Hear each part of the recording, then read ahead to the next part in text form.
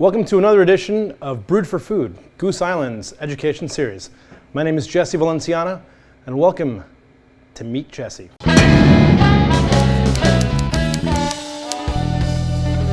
Sausage making can be a very intimidating thing, but I'm going to show you with the right equipment, you can make your own sausage at home.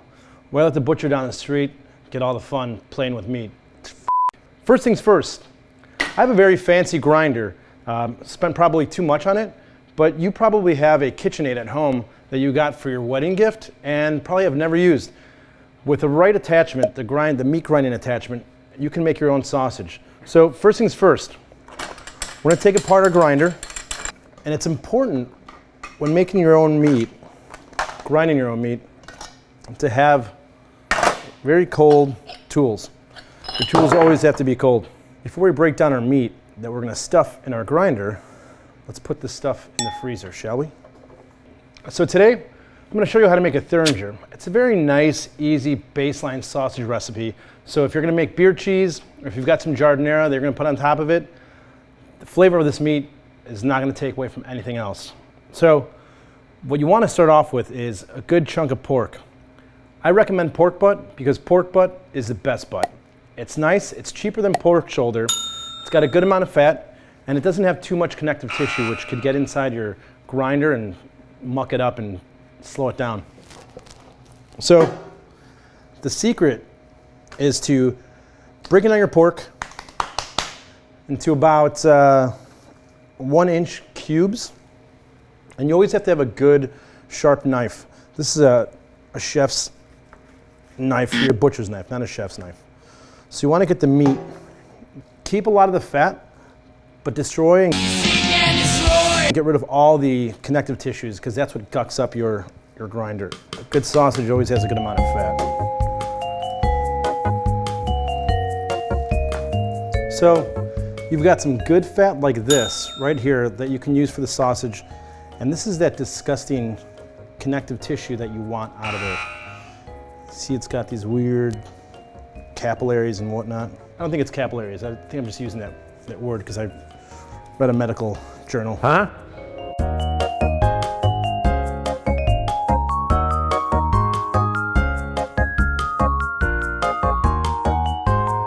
All right, so now we've cut up our meat into nice little chunks. Next step is to get a bowl, put your meat in there. For 8 pounds of pork, I probably got rid of close to 2 pounds. So you've got 6 pounds of meat to play with. I'm using 1 tablespoon of marjoram, another tablespoon of coriander, tablespoon of fennel, salt. I always add more salt than everything else. It brings out the flavors even more, so don't be shy with it. We've got some thyme here, and it's about 1 tablespoon of thyme, give or take. Thyme's a pain in the ass to get off of, like the little stalks it comes in. It takes a lot of time. Get your hands all nice and meaty, get in there. So we're gonna wrap this up, stick in the freezer for about half hour. Like I said, by that time, our equipment will be nice and cold, the meat will be nice and cold, and we can start grinding.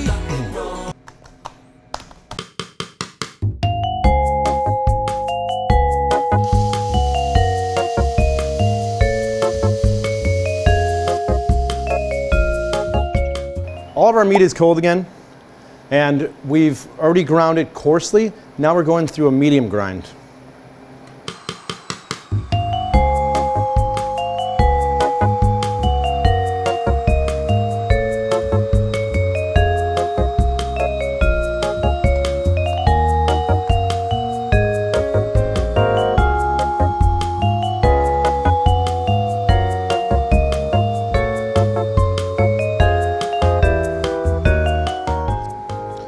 So our meat's all ground and ready to be encased. Now, like I said before, it's important to keep all of your equipment really cold.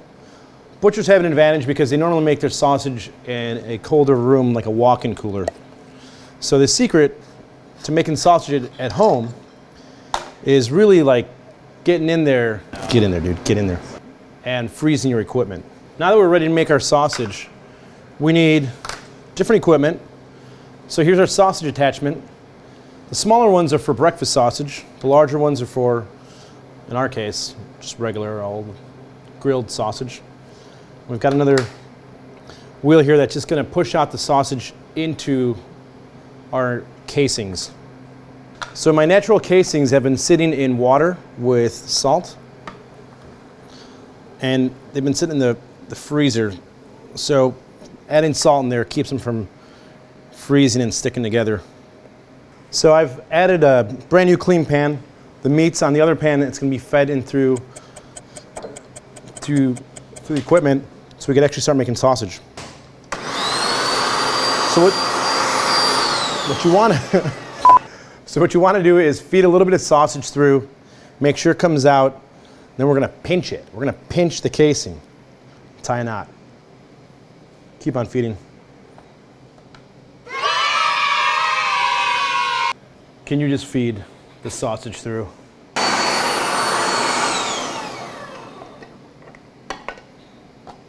So I'm going to end up tying a knot on the casing. You want to make sure there's sausage all the way through, or else you won't have a nice taut link to start off your whole sausage chain.